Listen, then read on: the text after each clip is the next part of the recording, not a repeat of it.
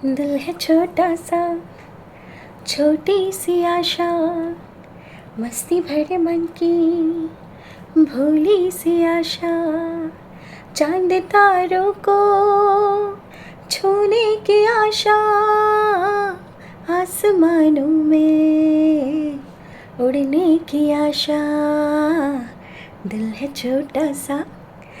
Hello everyone, नमस्कार, राधे राधे। स्वागत है आप सबका हमारे चैनल में मामी भगनी की केमिस्ट्री में।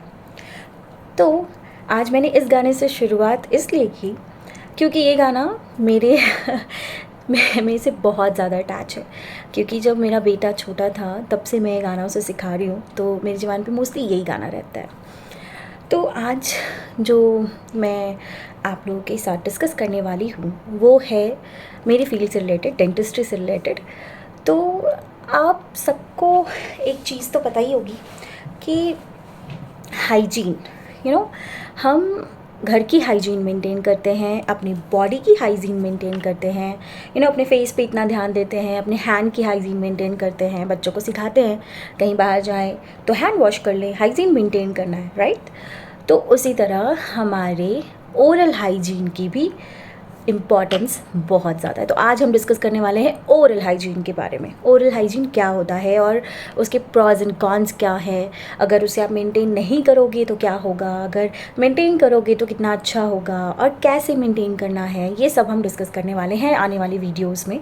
तो सबसे पहले ओरल हाइजीन क्या होता है। देखो, ओरल मतलब पूरा आपका मुंह आ गया, मतलब मुंह के अंदर दांत है, जीभ है, मसूड़े हैं, सब आ जाते हैं ओरल में, ठीक है। तो सबकी हाइजीन मेंटेन करना बहुत ज़रूरी है, ठीक है।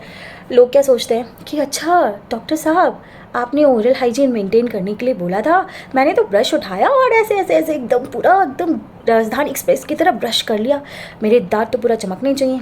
नहीं, बिल्कुल भी नहीं। आप जितनी तेज़ी से ब्रश करोगे ना, आपके दांत उतने हार्म होंगे, उतना ज़्यादा आपके दांतों को नुकसान होगा, ठीक है। तो सबसे पहले एकदम फास्टली ब्रश करना बहुत बहादुरी का काम तो है नहीं, ठीक है।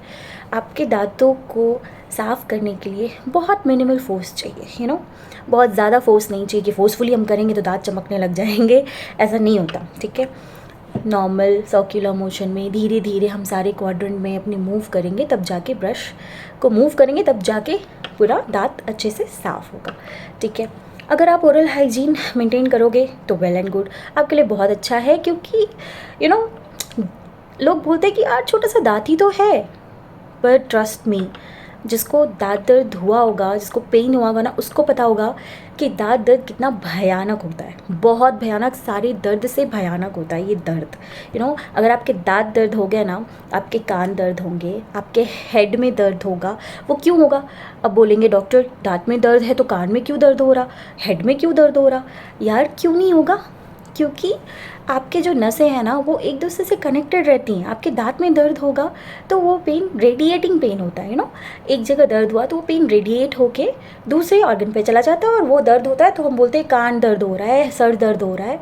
तो दांत दर्द बहुत भयानक होता है, रातों की नींद हराम हो जाती है, इतना भयानक होता है दांत दर्द।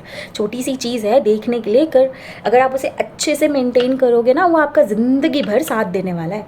अगर आप उसे मेंटेन नहीं करोगे ना, तो ट्रस्ट मी बहुत बुरा असर होने वाला है, बिकॉज़ उसे मेंटेन करना बहुत ज़रूरी है। अगर आप चाहते हो कि आपकी स्माइल अच्छी रहे, अगर आप चाहते हो कि आप अच्छे से मतलब सारी ज़िंदगी जब तक आपकी लाइफ है अच्छे से खाना खा सको, तो आपको दांत तो मेंटेन करना ही होगा। तो ओरल हाइजीन हम कैसे मेंटेन कर सकते हैं, इसके बहुत सारे तरीके हैं। सबसे पहला चीज़ ब्रश, ठीक है।